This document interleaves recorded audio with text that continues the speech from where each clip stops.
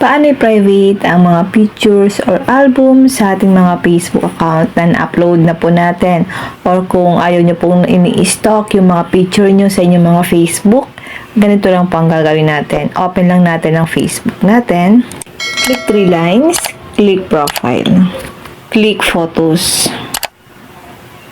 Lalabas dito yung your photos and videos. Ayan guys, merong photos, albums, videos. Sa albums, click natin ito. Lalabas dito yung mga cover photos natin, profile pictures, and then videos. Halimbawa guys, itong cover photos natin. Para hindi siya makita ng mga nag-i-stock sa inyo. Halimbawa guys, ito. Click lang natin yung picture, click 3 dots, click edit privacy. Ilagay niyo po siya sa only me para ikaw lang po ang nakakakita ng picture nyo. Halimbawa ito. Click natin ang 3 dots. Makikita niyo po kasi dito yan guys. Kapag ang nakalagay po ito, ibig sabihin po nakaset siya sa friends. Click natin ang 3 dots. Click edit privacy. Ayan guys, nakaset siya sa friends. Pero pwede niyo po siyang ilagay sa only me. Click natin ang see more.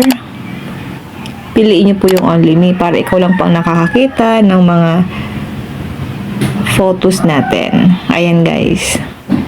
Refresh lang natin guys. Click ulit natin. Ayan.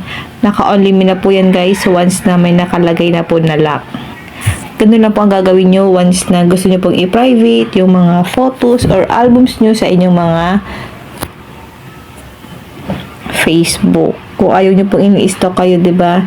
Hindi naman talaga guys maiwasan na i-stock tayo, lalong-lalo na kapag may isang tao na gusto tayong i-stock or makilala kung ano na ba yung sitwasyon natin, ganyan. May mga tao talagang ganyan guys na nag-i-stock. Back lang natin guys. Halimbawa yung photos. Halimbawa guys, ito. Ilagay natin siya sa private. Click natin ang 3 dots. Click edit post privacy. Ilagay niyo po siya sa only me. Ayan. Back natin. Ayan guys, naka-only me na yan. Ayan, nakalock na po yan guys. Ganun po ang gagawin nyo once na gusto nyo bang i-private ang mga pictures or albums na na-post na po natin sa ating mga Facebook account para hindi tayo guys ma-stock ng kung sino-sino dyan.